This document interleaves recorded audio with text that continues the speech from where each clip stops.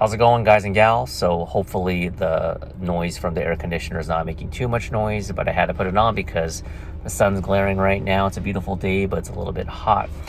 So anyway, today's video, I want to go over some strategies on how to get cheaper sources of protein. Now, with the way things are going right now, I don't care what Jerome Powell says. I don't care what Janet Yellen says, the Secretary of Treasury. Being in a recession or not, you guys can see it, right? Gas prices are through the roof, food prices are through the roof. Layoffs are happening, and it's a challenge to get adequate amount of protein or groceries in general. But for the sake of this video, just protein. I want to talk about protein because protein is the building blocks of keeping on lean muscle, and lean muscle is very good for you because it helps you burn more calories at rest. So with that being said, the first strategy in which you can get cheaper source of protein is the types of protein. Now, if you love filet mignon, you love all the top stuff, this video ain't for you because it's way too expensive, and you probably already know that. So canned tuna, more specifically canned light tuna, you can get that. Now prices in general are up right now, but it is one of the cheaper sources of protein. Some people might be worried about mercury levels. I think as long as it's canned light tuna, you should be okay. The only ones on top of my head that I know have higher amounts of mercury that you probably should eat sparingly is like big eye, yellowfin, big eye, and albacore, I believe. So those ones you want to be a little bit careful, especially if you're pregnant.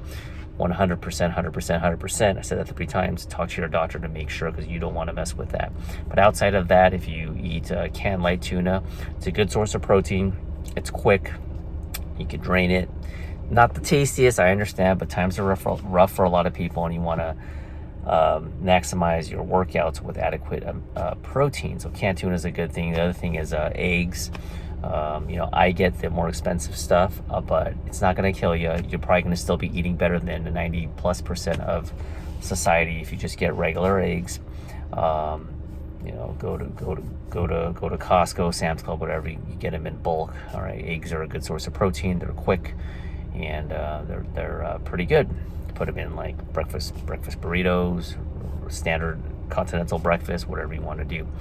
Those are more obvious sources of protein. But outside of that, what the other thing that you could do, and I did talk about this maybe briefly in other videos. I mean, I've done like over thousands of videos, so some of this stuff's going to be overlap, but I try to pride myself in not being repetitive. But if it's an important topic, then I may kind of overlap a little bit, and that is to keep an eye out when you go to the grocery store to look for stuff that is about to expire. Once again, you're gonna be like, oh, if that's too bougie for you, then you don't have to do this. But if you do that, and it could be half off, it could be much cheaper, it could expire in a few days. Not a big deal. What you can do is use the freezer, take advantage of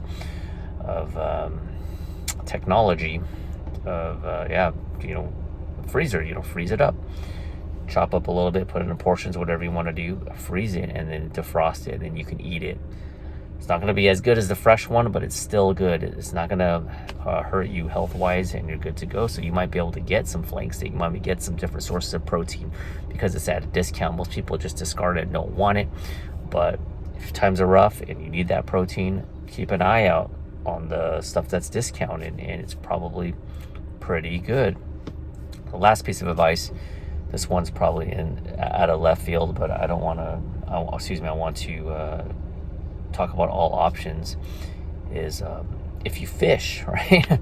I mean, I haven't fished in many years. I mean, my dad was a pretty good fisherman, not an official fisherman, but he liked to fish, and I have a couple of friends. I had a friend who I lost contact with, and he was an avid fisherman, and I remember a couple of times he went fishing, and he got a lot of fish. He cut it up, and he actually froze it, and he gave me some. If you do that, you can save a lot of money, right? You get a big catch, right? You cut it up, you can last quite a bit. I remember Joe Rogan talking about his podcast. He's a hunter. I'm not a hunter, but he says if you kill like a deer or an elk, like that can last you a full one. you skin it and you do all the cleaning and stuff, then it can last you an entire year. So that's another option if you're a hunter gatherer. Now there might be some vegetarians or vegans out there or whatever. I'm not here to talk about whether you think hunting is good or bad. I'll leave that up to you. But for the sake of this video, that is an option to go ahead and like fish and actually and you're gonna get the most freshest type of fish possible. Outside of that, segueing into or transitioning from fish or segueing into it is, yeah, you could get the farm raised as opposed to the fresh Atlantic. Once again, or the wild fish. I get the wild fish, but once again, like I said earlier in the video, if you are eating farm raised, I'm not hating on it. I mean, you're probably still, eating better than 90+% of society who eats fast food every day. I'm not judging, just telling it like it is. At the very least, you're still getting your omega-3s, your omega-6 fatty acids from the salmon. It's good, healthy fats. It's good for your brain, is where it's good brain food. So that's my time for this video. Made it this far. Thanks for all your support.